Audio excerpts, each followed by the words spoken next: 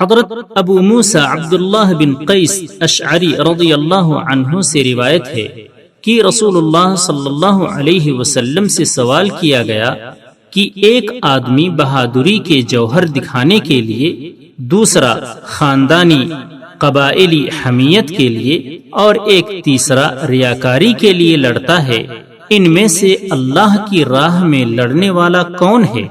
رسول اللہ صلی اللہ علیہ وسلم نے فرمایا، جو شخص صرف اس لیے لڑتا ہے کہ اللہ کا کلمہ یعنی دین بلند ہو، وہ اللہ کی راہ میں لڑنے والا ہے۔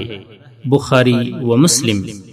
حضرت ابو بکرہ نفیع بن حارث ثقفی رضی اللہ عنہ سے روایت ہے کہ نبی کریم صلی اللہ علیہ وسلم نے فرمایا کہ جب دو مسلمان اپنی اپنی تلواریں سونت کر ایک دوسرے کو مارنے کی نیت سے ملتے ہیں، ایک دوسرے کے مقابل صف آراء ہوتے ہیں، تو یہ قاتل اور مقتول دونوں جہنمی ہیں۔ میں نے پوچھا، یا رسول اللہ، قاتل کا جہنمی ہونا تو سمجھ میں آتا ہے، مقتول جہنمی کیوں ہوگا؟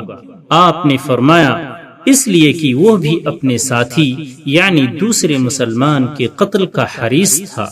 بخاری و مسلم۔ سبسکرائب کیجئے ہمارے چینل اور دبائیے بیل کا آئیکن تاکہ آپ کو ریگولر نوٹیفیکیشن اپڈیٹس مل سکے۔